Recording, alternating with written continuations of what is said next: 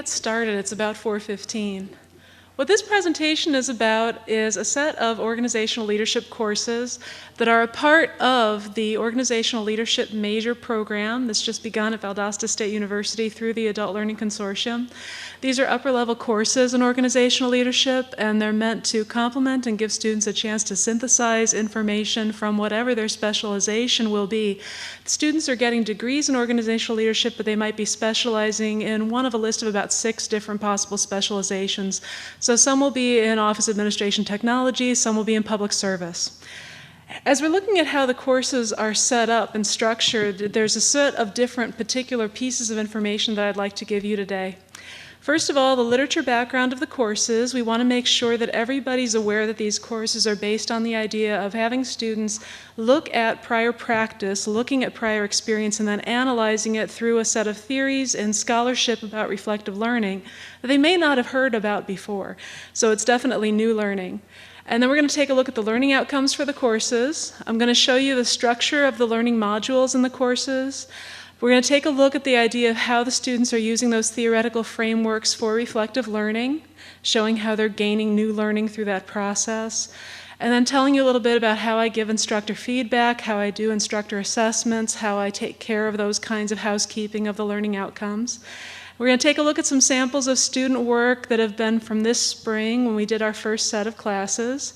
And we're going to take a look at some tips for the committee approval process for those of you who may want to take these courses through the committee approval process at your home institution. So, next up, the background literature. There's a really interesting set of literature and scholarship in reflective learning that we wanted to make sure that the students became aware of through their organizational leadership degree program. One of the major figures who you'll see listed here is Catherine Marino. She's right here in the front row with us today. As you take a look at this literature background, it's important to know that the series of courses emphasizes different parts of each piece of that literature. So as you're looking at someone's theory of reflective learning, usually it takes place in a set of phases, in a process that has different sections. The 3000 level course is taking a look at a particular part of those phases. So for example, here you can see that Sullivan and Rosa in part 1 of 4, the identity section of their theory is what the students are studying. Each of the courses is looking at a different part, focusing on a different section of those theoretical learning models. Here's learning outcomes for the course. You can see that we've tried very hard to use the kinds of action verbs that you're probably familiar with learning outcomes. The students in the 3000 level course, the first one, are describing past experiences that involved learning. They're analyzing past events and their personal feelings about those events. They're summarizing actions or feelings that are part of their past learning process. They're recording events in coherent written work, and they're discussing situations using the conceptual frameworks for reflection. So in this first course, they're beginning to look at their past learning experiences and combining them with the kind of information that they get from having studied those theoretical learning models from the research scholarship that's located in their learning modules in the course. Here's the 3050 literature background. You'll notice that in each case, the literature that's being used has a different section that the students are meant to be emphasizing and analyzing and referring to in their written work. So that first example from Sullivan and Rosen, you'll see that in this case, their students are meant to be emphasizing parts 2 and 3, the sections on community. In the 3050 learning outcomes, you can see that there's an added level of complexity, there's an added emphasis on using those frameworks for reflection from the literature, and they're identifying social influences on community relationships. This is where the subtitles of the courses come from. In the Organizational Leadership 3000 course, you'll notice that it was about the self as a learner. And so it was about the self having learning experiences and taking a look at how they use their own learning style as an individual. In the 3050 course, the self as learner has to then interact with the community. So looking out of the self, looking at community influences. In the 4000 literature background, you'll see that we're still using the same kind of theoretical framework, and we're taking a look at different sections of each of those particular theory models. In the Sullivan and Rosen example, we're looking at the bodies of knowledge. In Kegan and Vasalos, we're looking at the set that's known as Core Reflection 5. In the 4000 learning outcomes, the students are critically evaluating their own assumptions and values and past experiences. and they're expressing their self-awareness and engaging in more self-critique. So the emphasis here has shifted from being able to report accurately past learning experiences to being able to actually show how they can be a self-transforming learner, critiquing their own assumptions and belief systems, analyzing their own belief systems, and then they eventually have a chance to measure their own capacity for self-transformation. There's a philosopher named Hegel who undergoes this kind of a process in his phenomenology of spirit. The idea that the self is looking at the self as a learning subject and as something that is interacting with the world. These are the learning outcomes for the Capstone, the 4690 course. The students are explaining and analyzing conceptual frameworks, reflective learning practices, and the discipline-specific theories from the courses in their area of concentration. At this point, you can start to see how these courses are adding up to an example of integrated learning. The student is now in the Capstone having a chance to look at their work and see how it relates not only to their own past experiences, but also to their degree program. So these are students who are going to be analyzing learning models and then seeing how it fits in with the other courses that they are taking as part of the degree program. So it's a really nice example of integrated learning and using new theoretical frameworks that the student didn't know about before they came into this adult degree program. This is a little bit of a discussion about how the reflective seminars and the Capstone work together. And it's actually one of the pages in one of the first learning modules in the course. So the students are very much aware of exactly what this kind of concept is that goes into these courses. As the students are going through the first 3 courses, they're 1 credit hour reflective seminars with 1 major written assignment per week. Usually there's a discussion or an assignment or an assessment tool quiz. The students then get a chance to see how doing this process of reflection through the 3 1 credit hour courses leads up to their Capstone experience. In that Capstone experience, they have a variety of different writing assignments that they'll undergo. So as we're taking a look at the learning modules within each course, I structured them with 6 learning modules so that they would be adaptable to a short-term semester. At some of the other sessions today, you've heard about different campuses that have 8-week sessions because that's very amenable to the adult learner. These are the kinds of things that happen within each of those learning modules within each course. I started each one with a guiding narrative because I think that it ends up being a nice idea to give the student a guiding story or a guiding case, a guiding example that they can then use to start thinking about and then realize, oh, these theoretical models that come up next where we're starting to talk about, oh, the scholar so-and-so said this. After they've gone through that kind of an example narrative, they're able to marry it with those learning module content theories too. There's also a variety of diagrams and graphs and helpful illustrations. So if you have students in the course who are more visual learners, having diagrams that show them what the process is from sort of an overarching view is very helpful. At the end of each unit, there's a major assignment, discussion, or assessment that refers to the tools that are available to the students within the GOML course management system. And then there's also a link at the end of each learning module content to a PowerPoint, which I made, which is a PowerPoint with voice and with closed captioning that I made with Camtasia software. So each of those learning module pieces for the 6 learning modules within each course ends up having a background video on YouTube that the students can use. I always begin each course by explaining the various tools within our online course management system. Of course, with the Georgia State system shifting to desire to learn, the specifics of each of these tools will change, but you can get the idea. Those of you who have been teaching online are familiar with the idea that during the first few days of the class, it's very helpful to have each student turn in something through each of these tools. I also borrowed a principle about the mail tool from my friends with eCore. I always have the students send me a private mail message with their preferred phone number, and that way if the student isn't in the course for 5 days or so, I'll be able to call them and make a friendly phone call, say, I noticed that you haven't been logging in, have you forgotten, is there anything that's wrong? And usually the students really do appreciate it. You may have noticed at a lot of sessions that we've talked quite a bit about reaching out to the adult learner and letting the adult learner feel that they are validated as a student and that their work matters. Calling students who don't log in within a few days for an online class really does help with retention. So let's go into some of the details about Organizational Leadership 3000. This is the guiding narrative that begins that particular first learning module in this course. And it's a story that comes from the theoretical literature out of the scholar David Kolb. He has a discussion about going into an auto museum and finding out about different kinds of automobiles. He says that he had walked into the museum with the assumption in mind that there were only certain kinds of automobiles. And then when he went through this tour of the museum, he found out that there were many different kinds of automobiles that had been invented throughout history. And so it changed his own personal definition, his own conceptual scheme about what an automobile was. It's an example of reflective learning because it's David Kolb looking back on this experience and thinking about it more. It's one of those kinds of examples that at first sounds very simple, but for the adult learner student, it's the kind of thing that will make them think, oh, wow, that was kind of like when I thought this, and then I learned something new about it, and it changed my assumption. So Kolb is reflecting on this as an example of, okay, now that I really think about it, there's something new that I've discovered. And I let the students think about their own life in relationship to that kind of an example. What examples of learning have you gone through? How did you end up changing your own conceptual scheme about these things? And I always try to add in a little bit of extra content about the guiding narrative to let the students think about it a little bit more. In this case, I linked them to the Auburn Cord Duesenberg Museum, which is a classic car museum in northern Indiana. And the students really seem to enjoy thinking about that as an example of learning.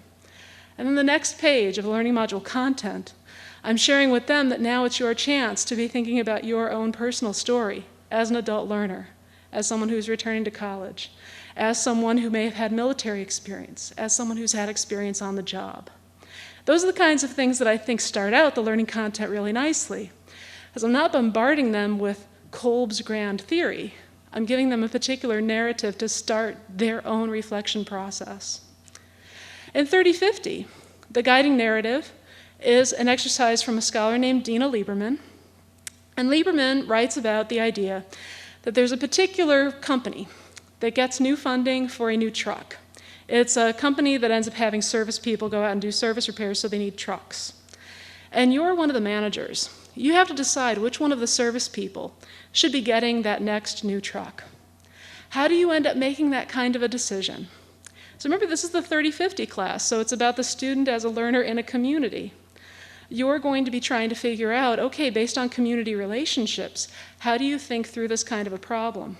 There may be no one easy answer about who deserves to get the truck. Maybe you should decide it based on whose truck has been called into service the most over the last 2 years. Maybe you should decide on whose truck is the oldest. Maybe you should decide it as a merit incentive. Oh, somebody gets to have the new truck. Those kinds of decisions are very, very complex. And so this beginning narrative, this beginning story, is meant to have the students get a chance to think about, okay, was there a time when I was working as a manager in a fast food restaurant and I had to decide something about the shifts that people were working? I also try to enrich it with a little bit of extra real content, and sure enough, there was that kind of real content happening locally for us in Valdosta. There was an example of a local technical school that has a contest for 2 students to win a car each year. And you can imagine that there are many students at that particular school who perhaps deserve a car, who perhaps need a car. Maybe they have a couple of different kids, there's 2 people in the family working, and they only have 1 car. How do you end up deciding which student should get it? How do you go through the process of making that kind of a decision? So this is just an example of how in those particular cases there may be some kind of a controversy, but it gives the students a chance to think, oh, okay, that's what we mean by leadership. Sometimes it's making tough decisions in a community context. And sometimes it means making a decision with reference to a particular ethical idea. Okay, what would be the right way to make this decision? Those are the kinds of things that the 3050 class is dedicated to. Now in the 4000 level class, there's a story that I begin that comes from the literature of Kegan and Lahey, who are 2 other scholars in reflective learning. Their particular story is about a company called Whole Cloth. And in this company, there's someone who is a major figure, the CEO, and he has a lot of faith in one of the people who works for him. They've known each other a long time. They're really good friends. But this company is facing a difficult economic situation. There's going to have to be some changes made. There's been changes in the market, and they're going to have to change how they do their production schedule. So the students are being asked to read this and think about how they will end up answering that kind of a question. How do you become adaptable when the circumstances change? Keep in mind that these two friends who work for this company, the CEO and the person who ranks under him, they've been working there a long time. They have certain ways of doing things that have worked for a long time, but now they've got to adapt. Now they've got to change. So it's about reflective learning in the 4,000 level class that also is about how to reflect and adapt to new circumstances in a much broader sense. So those are the guiding narratives that begin learning module content in those courses. And again, we're asking the students to think about the narratives first and then consider their own stories and do their own reflection on their own learning process. Here's just a sampling of some of the diagrams from that literature. So what you're going to be seeing now are what are basically pages from the learning module content that I wanted to share with you. Here's a particular table that comes out of the literature of Fiedler and Marino. And if you're looking at it, you'll see different aspects of reflection on the one side, and then you're taking a look at the idea of what focuses that kind of reflection. So when you're thinking about the different case study examples that the students have had to look at first, I can post discussions to them about this and say, look at this idea of focusing on a particular event. This is kind of like that story of Kolb being in the car museum that you saw in the 3,000 level class. He was focusing so much on what he thought the definition of an automobile was that he hadn't realized that there were other kinds of automobiles. So it's about marrying this kind of theoretical structure with particular case study examples, marrying theory and practice, if you will. Here's another example of a diagram that appears within the learning module content. This is a diagram that shows how one moves from an event, a learning event in one's life, to looking back on it as an experience and reflecting on it, and thinking about the kind of learning that came from, oh wow, once that happened, I realized there's something new about the world. There's some other way of looking at this situation. And then that creates meaningful learning. So this is a visual model for a process. It looks like a complex flow chart, but it lets the students have a chance to sort of parse out previous experiences that they've had in their life, and they can say, oh, okay, that's the moment when I reflected on it and realized something new. Here's some different particular phases of reflection from Kolb's theories. In Kolb, there's a number of different models that he uses. In this particular diagram, you have to imagine yourself as a maturing person moving upward in the diagram. There's an arrow over on the left side that moves up. So if you imagine yourself looking at the right side, as you're going through that first phase of being a self, learning about the world, you're in the acquisition phase, you're acquiring knowledge. Then you move up to the second phase. Then this particular phase, you're specializing your knowledge and you're finding out particular details about what interests you. And then in the third phase, the top phase, you're becoming an integrative learner. You're able to integrate many different kinds of knowledge or many different schools of thought, if you will. When you look at a diagram like this, you can see how it has a three-phase structure. That's why we felt that having the reflective seminars have a three-phase structure also made sense. The bottom of this diagram is very much like the 3,000 level course. The middle part is like 3050. The top part is like the 4,000 level course. Here's another diagram from Kolb. As you look at this diagram, imagine yourself moving down in the direction of the arrow.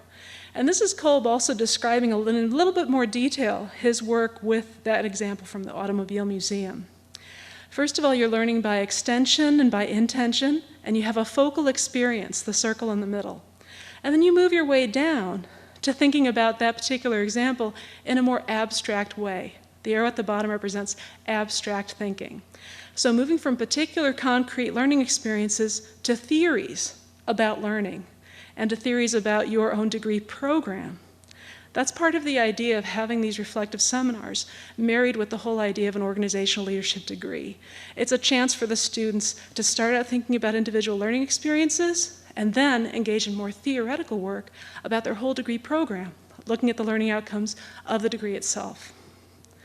Now, as we're moving further, you'll see that there's some other different particular experience examples, and you'll see that there's a lot of different cues like this one within the learning module content where I'm describing to the students both in words and in video PowerPoint with my voice so that they can understand the idea of these particular diagrams having a movement within them.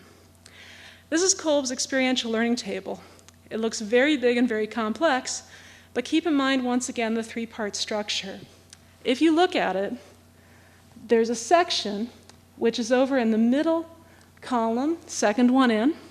The second column in is the one that goes with the 3,000 level course. The one next to that is the specialization phase, the 3050 course. And then the one after that is the integration phase for the 4000 level course. Here's another 3-part model. This one is coming out of some other scholarship work. If you're looking at this model, you imagine yourself on the graph moving towards the right side, and you'll see that it starts out with socialized mind, and then going to a self-authoring mind who is not as influenced by social activities and social networks, to the self-transforming mind who is able to see the world through different theoretical models and through different schools of thought and through different social influences, being able to take a look at the big picture. Kegan and Lahey have this kind of a 3-phase model, and it's important to also consider how we can use this within those 3 phases of the reflective learning seminars. In the 3000 level course, you're looking at the very first part of that model, the socialized mind section of the model. And in the 3050 course, it's about the self-authoring mind, being able to step back a little bit from the social context and think critically about those kinds of assumptions that we may be raised with. And then the self-transforming mind is the organizational leadership 4000 phase. That's being able to step back and reflect on different schools of thought and different theoretical learning models. Also, there's a way of doing this kind of a 3-phase analysis where you use it in terms of subjects and objects. Imagine yourself as a thinking subject, like the subject of the sentence, I think that, or I believe that. And then also imagine yourself as a being working in the world, as a being who's interacting with others. That's that subject and object thing. So as you're having the students reflect on themselves as learners, they're reflecting on themselves both as thinking subjects and as objects who are able to interact with others. This whole idea creates a kind of feedback loop between reflection and action. That's expressed by Kegan and Vasalos in their diagrams. This is a diagram that sort of fits in with the whole idea of reflective learning. You start out with an action in part 1, and then you move to looking back on that particular action. That's like the 3000 level course where you start to look back on yourself and your learning experiences and start to think about how they went. And then in part 3, you've reflected and you've become aware of the essential aspects of how you learn. So you're looking back on yourself as a learner and managing to take your learning and connect it with theoretical models from the scholarship on reflective learning. And then in part 4, you're creating alternative methods of action. You're learning to adapt. You're learning to think about the same situation from different schools of thought. Here's another model that conveys that kind of an idea of the relationship between the self and the community. It has multiple parts. It's known as the onion model. It's sort of like the idea that an onion is complex. It has many layers that have to be peeled. And you can see that the idea of the self and your core mission is within the middle. And then you have the way that you construct your own identity out of your experiences. Then you have the beliefs that you've been raised with. You have certain competencies. You have certain things that you are good at. And then you have certain behaviors that can reinforce good competencies or behaviors that may reinforce negative kinds of behavior. So you end up having to choose.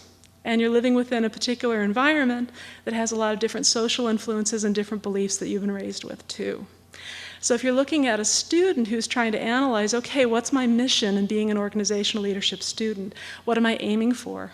Then they can do a self-analysis that deals with the whole question of what is their identity in this kind of a context. Within the environment that they're working with, what is it that they have to cope with? Do they have to deal with things like working full-time while they're going back to school? Will they have to deal with things like childcare? Being able to analyze and break down a situation into its parts gives the student a really good sense of being able to control and handle the many different pressures in their life. Here's the idea of self-transformation through core qualities. This comes from Kegan and Vasalos, and it's another more complex way of doing the diagram of reflection and action. So going from experiences and actions to being able to reflect on them to becoming aware of the main characteristics and competencies that the student wants to cultivate within themselves, and then being able to actualize those core qualities and be able to adapt to new situations and adapt to different schools of thought. Now, this is just a little bit of a literature recap and curtain call for all the different people who we've been introduced to really quickly today. Of course, there's going to be this PowerPoint available for you, and there's many handouts for you where you can get this information as well. The Sullivan and Rosen material, which you saw in different sections, in the 4,000 level course, you'd be focused on part 4 of 4. In the Kolb model, you saw that there were many different particular phases from his theory, looking at the idea of being an acquisition phase learner or a specialization phase learner. Fiedler and Marino's work, taking a look at the idea of building a repertoire of different competencies that will then serve you as a student and serve you in future careers. And then the Kegan and Lahey material. You may notice also at the top corner there's photos of each of these people. Their pictures are, of course, within the course content, and we list where we had gotten the photos to make sure that there's credit given. Korthagen and Vasalos, that's the onion model, and the reflection action feedback loop. Here's some samples of student work. I thought that it was important to show you some of the personality of the students that we've had in the courses so far, because we've been teaching them since January. This is a student who I am identifying here as RC, and RC is a really good example of a typical organizational leadership student.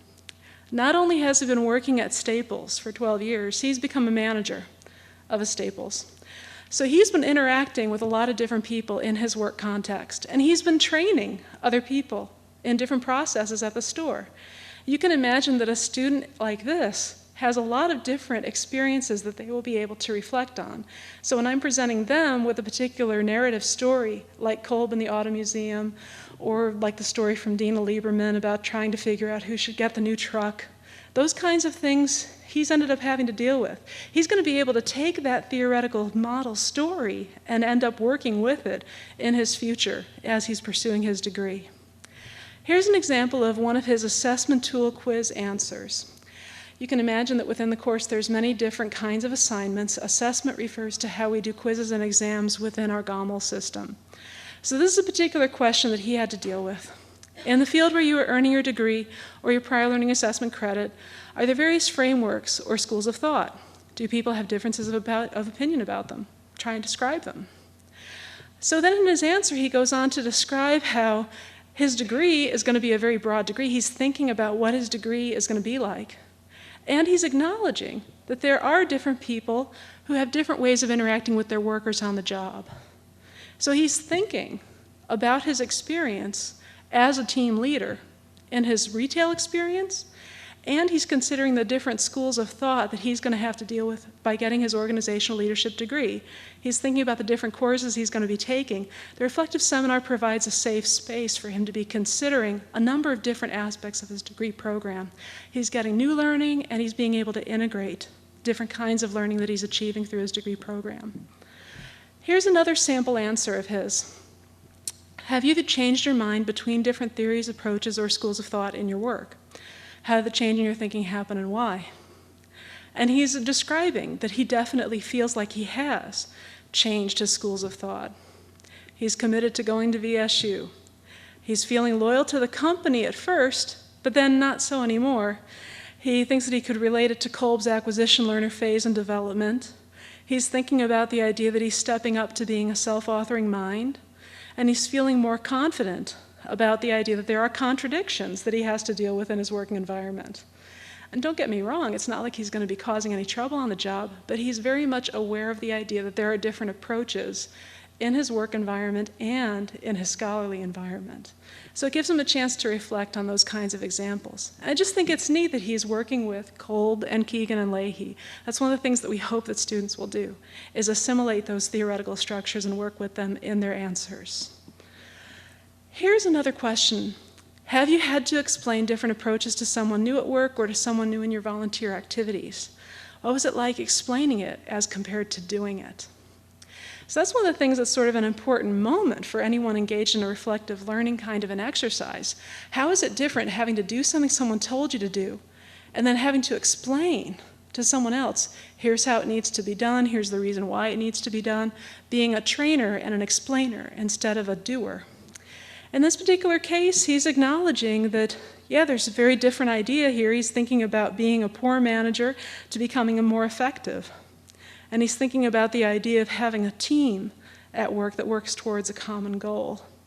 So those are some important concepts here. He's getting a lot of understanding about the theory behind what it is to be a leader on the job. And that's an important point, I think. It's very different when you have adult learners who are studying leadership as compared to freshmen who are studying leadership. Here's another example of one of their pieces of work in the course. This is a self-analysis that I have them turn in as a separate Word document within the assignment tool of GOML. In this particular case, I'm asking the students to think about what has shaped their beliefs, what has changed their beliefs. And this is a student identified by the initial CW. She's talking about the idea that she had first moved out of the Southeast to go to New York City, and what her experience was like there, and how she found out that there were closed-minded people when she moved to New York, just like there were other places. So her imagined idea about what it would be like to live in New York didn't really come true. Because of this, she feels that she developed a way of learning that might hinder her in some ways. And she's realizing now that being a part of the organizational leadership program, she's eventually coming to learn that it was wrong to think that she could always do everything on her own. And it's making her think of the writings of Sullivan and Rosen. She's thinking about the reflective and the formative, the ways in which persons are formed through institutional and social engagement, and participating in different traditions of knowing. So she's reflecting on her own background and her own life. And she's welcome to think about different kinds of examples and experiences, life events, job, military experience. All of those are potentially good examples for a student to consider in response to these questions. Let's look at another example. One of the things that I like to do during the course in the 5th week, when I'm worried sometimes that students might feel like they need a bit of a freshening up, I like to have them do a discussion about a film. We explain to the students in the first learning module, in about the 4th learning module, you're going to need to find a film. Here are your choices, pick one, and arrange for yourself how you're going to view it. And we let them know if it's available on Netflix or Amazon, so we're certainly doing everything in a very careful way to make sure that they legitimately purchase the film. In this particular case, it's a male student, and the film that he chose to write about was the movie Divine Secrets of the Yaya Sisterhood. Those of you who have seen the film might remember that it's about a female character who has had a troubled relationship with her mother and has moved away and become somewhat famous. The action of the film begins when she gives an interview that's not very flattering about her mother, and her mother's friends decide to try and bring the two of them back together again and explain some of the family history. So this is a male student who's writing about this film, and the first thing he does is admit that he probably wouldn't have watched this film on his own had it not been assigned as part of an example of a reflective learning exercise. He says that he can see evidence in the film that it's like the feedback loop that we saw in Kegan and Vassallos. The idea of having an action and having to reflect back on your action and see whether or not it limited you, whether or not it helped you. And those are the kinds of things that he's discussing about the main character. He's considering whether or not he feels like he identifies with some of the characters in the film very much. In the particular film, there is a character known as Shep who stands by his wife no matter what. And he feels, this particular student feels like he really identifies with that character, and he sees a lot of himself in that character. So this is just giving the students a chance to have something fun to write about and not have to be as autobiographical as they had to in some of the other writing assignments. Here's the self-analysis in the assignment tool from a student named MS. In this particular case, he chose to write about his experience as a volunteer. And he felt that working with the Golden Harvest Food Bank was truly a life-changing and a perspective-changing experience. He ended up realizing that at times he had been a bit selfish and that he hadn't been grateful for what he had. And it reminded him about Kegan and Lahey and the whole idea of beliefs changing over time. So he ended up seeing himself as a thinking subject and eventually becoming a leader working as a volunteer at this food bank. And then also seeing himself in a broader context, in a broader social context, where it gave him insight into who he was as a person because of the advantages that he had compared to others. Here's an example of the grading rubric that I use in the course. You may be familiar with the idea that in online classes we have a number of different assessments that we use for the sake of things like SACs. And there's a number of different ways that I do that during the organizational leadership courses. This is a grading rubric that is a 5x5 grading rubric. So for the purposes of doing assessment where you're naming students or finding the numbers of students who exceeded expectations, met expectations, or were below expectations, you could do that based on a 25-point scale, or you could do that based on one line that is the course outcome line, based on the 5-4-1 scale. So as you're looking at these particular standards, you can see how each of the particular items calls back to those learning outcomes of the course, showing that they have an understanding of reflection, showing that they understand the theoretical models of reflection, giving specific and original comments, participating carefully with the other students. That's one of those lines where if the students aren't participating in discussion throughout the time that that discussion is open, I have to mark them down. Ideally, I want them to be participating on a regular basis and responding to each other and talking to each other. And here's the bottom two of the 5. Making reference to the theoretical frameworks that are in the learning module content, and then using language carefully, spelling and grammar. Here's the Capstone course. It's slightly different because it's based on a set of essays. We have the students begin with a quiz in the assessment tool that covers the learning module theoretical content, and then they have to write a synthetic essay, which brings together the 3 reflective seminars that they have just completed before they did the Capstone. They have to do a knowledge-based essay on courses taken, so they're integrating the learning that they had throughout their degree program and with other courses as they are engaging in their capstone. So it is a true capstone experience. It's meant to be something that calls back to the other courses that they had to do and whatever their specific specialization was within organizational leadership, whether it was Office of Administration Technology or if it was something like public service. Then they have to do a future planning essay where they analyze their own aspirations and their planning about how their future is going to go. That's very much like the Kegan and Vasalos idea of the mission within the middle of the onion model. And then they have to do a problem-based case study essay. We want to make sure that we are giving students a certain kind of perspective on how to handle problems, on how to handle situations. So they have to write up a case study essay as well. All of those are longer and more involved than they are in the 1 credit hour reflective seminars that go up to the capstone. So here's some notes on the academic and curriculum committee process that I thought that I would share with you today. As Jerry Merwin and I took these to our academic committee at our home institution, we were asked some really good questions. And we just wanted to share with you what would be some of the questions that you might see as you bring these courses to your own home institution. First of all, you may want to notice that the literature background is really rich for all of these courses, that there is an established scholarship in peer-reviewed literature about organizational leadership and about reflective learning, and that that kind of literature is really a solid basis for a course. One of the things that we've noted in the presentation is that these theories do tend to follow a 3-phase process. Those phases are different for different scholars, but they do lend themselves to a set of courses that are 3 1 credit hour reflective seminars to get the students ready and prepared to do the capstone work of integrating the knowledge that they've gotten from all of their other courses. And the instructor is instrumental in helping them to assimilate and synthesize the knowledge from reflective learning and their coursework. Second of all, you may end up noticing that some academic committee members are very much invested in the idea of leadership already. I know at Valdosta State University we have many different courses that deal with leadership for traditional undergraduates. We have first-year experience courses, and we have perspectives 2 credit hour courses that our students will take, and they'll analyze themselves as being a leader in the future.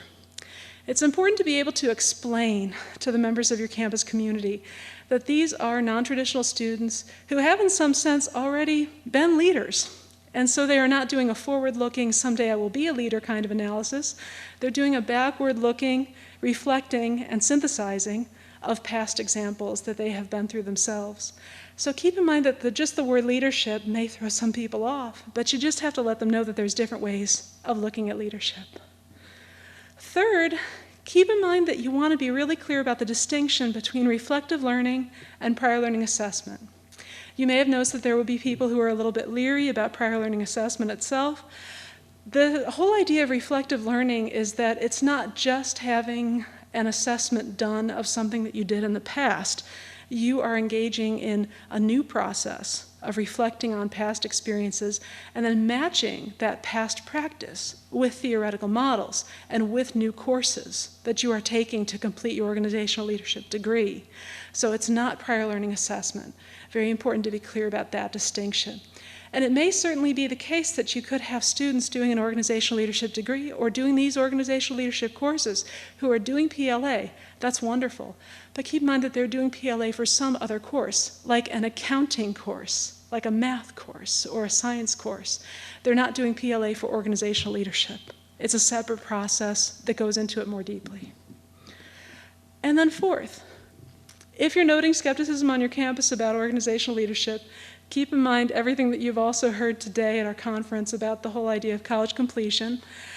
You would want to make sure that people know that this is a very important entryway. So the student like you saw earlier who had been a manager at Staples for 12 years, if people aren't coming to him and saying, look, there is a way that you can finish your college degree and that you clearly have some important experience that deserves to be a part of a college curriculum, a college course of getting a degree, then that's the kind of thing that you want to make sure that you're letting people on your campus know. And then fifth, just want to remind everyone that each of these courses is planned very carefully with 6 learning modules. There's a variety of written content and diagrams that are included, PowerPoints with voice narration. There's a lot of different ways for different learners to be able to succeed in these classes. And I would be happy to send you any additional materials that you might like to see about these courses. There's also a large variety of handouts at the front of the stage, sample syllabi and academic curriculum committee forms. So if you'd like to see how we approached our academic committee with the courses, you're welcome to take our samples. We're happy to share them with you. Thank you all so much. Are there any questions?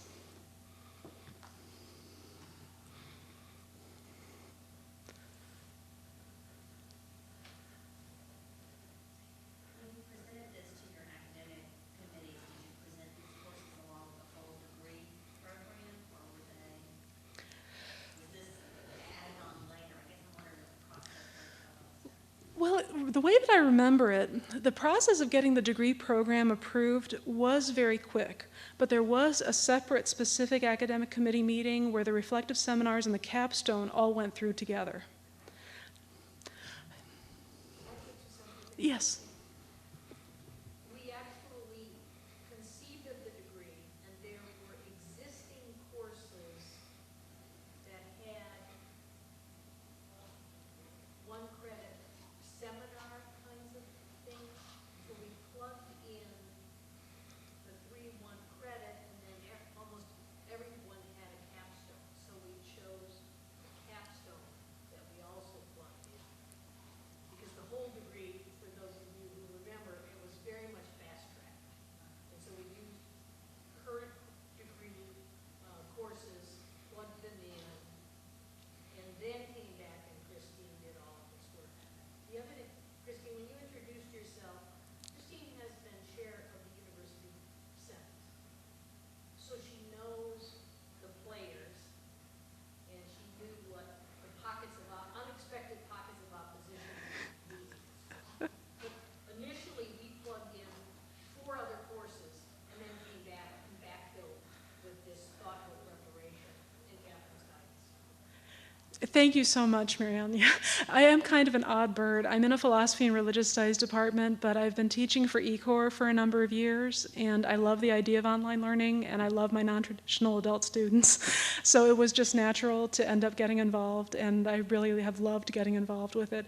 It's also something that I'm personally very invested in. My older brother is somebody who worked in manufacturing for a number of years. He got to the age of 50, and 4 years ago became unemployed. And having to be somebody who's in their 50s looking for a manufacturing job without having earned his bachelor's degree has just been a shocking process. It's really, really crazy. So when you're looking at the idea of having someone like him being able to potentially get a degree program, for me it's something that really does touch my heart. Yeah. Kath? Now that you've had the experience of teaching this seminar, one of the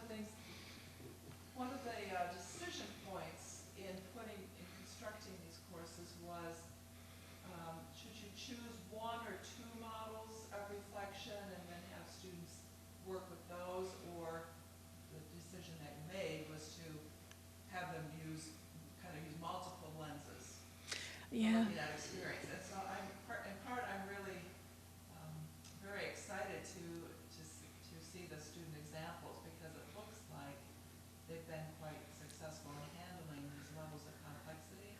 I think that they have been, yeah. I've tried really hard to present these scholars as non-threatening, friendly folks to them.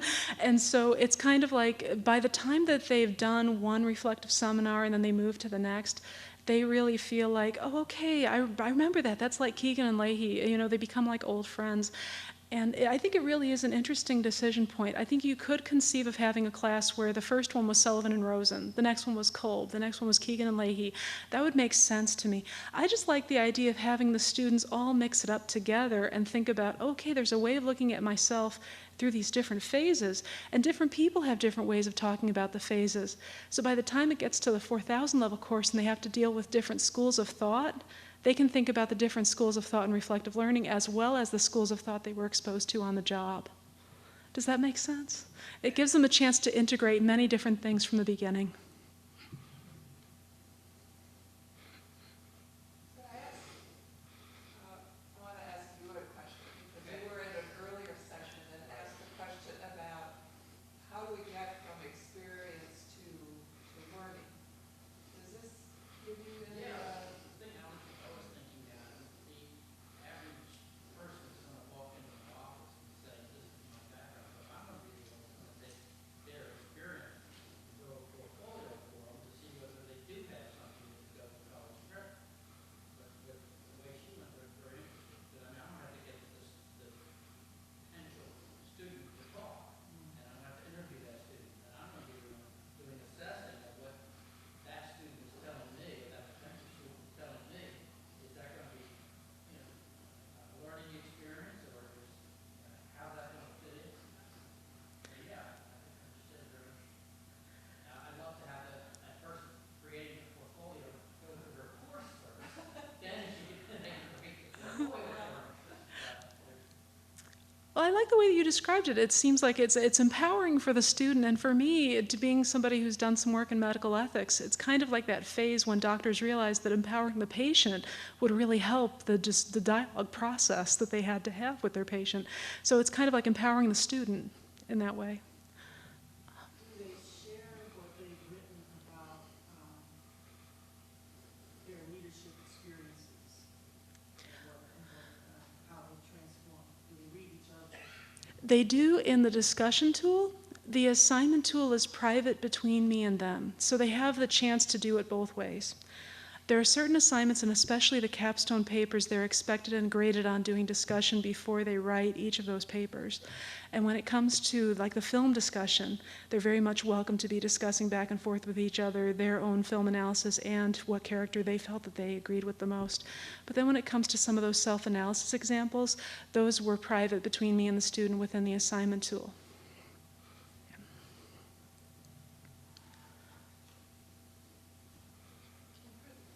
I know you also wrestled with what are the connections between the reflective seminars and the capstone. And could you talk a little bit more about, because what I'm seeing in the examples again that you offered us is the students being able to integrate, being able to reflect on themselves as learners and in the community, and in whatever their kind of specialized subject area might be. And what do you see as I think that's a pretty tall order. Yeah, I think that having a process of 4 classes to make all that happen is really helpful because it gives enough time for the student to really feel a kind of transformation in some way. You're right. I think there's a lot of different ways of doing capstoning. And when you're looking at capstones, the way that we do them at VSU, they're very much tied to major assessments. And there are different departments where you'll have a capstone with 4 students, and there's a professor who tells them, you're going to write about 18th century British literature because that's my favorite. And it's sort of like that wouldn't work with these students. These are non-traditional students who are engaged in a kind of transformative process. And so we wanted to make sure that we had a capstone where they'd be able to integrate the different kinds of phases of learning that they now were able to see themselves as having gone through after doing the reflective seminars, and then being able to think about themselves as adapting, and specifically adapting within the context of the organizational leadership degree and its learning outcomes, and the different courses that they were going to be taking. So in the capstone course, they're writing to each other about the different classes that they're in, and they're comparing notes about the idea of, well, here's what worked when I took this class. So it's a very much a way of having them have a chance to think about themselves in all the different phases of learning, and being able to integrate that with the degree program that they've chosen to engage in. Do you know yet if any of the students are likely to be engaged in PLA? Some of them I think are, but it's actually turned out to be maybe 1 or 2 within each 8-student group. So it's not the majority, but they're welcome to. And the ones who are doing PLA, usually it's for something that's not directly related to the particular reflective seminar that they're in at the moment. Chances are it's something like someone who had worked as a bookkeeper, and so they're applying for credit for an accounting class, that kind of thing. It's not directly related to reflecting on themselves as a learner. So PLA and reflective learning is separate, yeah, usually.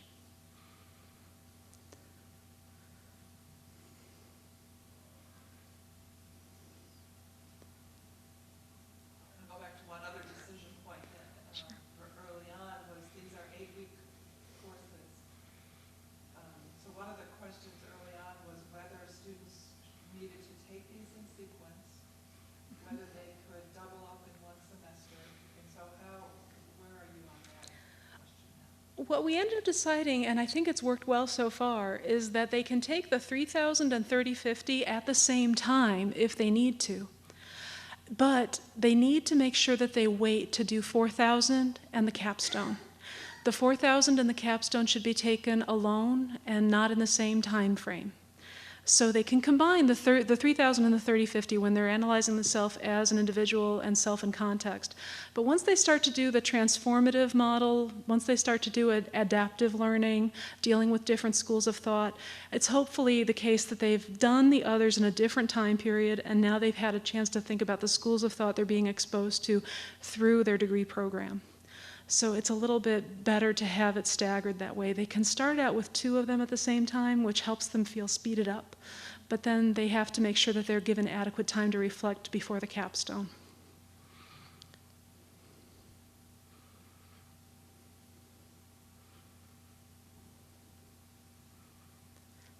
If there's no other questions, I'd be happy to talk with anyone individually. Thank you so much for coming to the last session today. It's been a wonderful conference so far.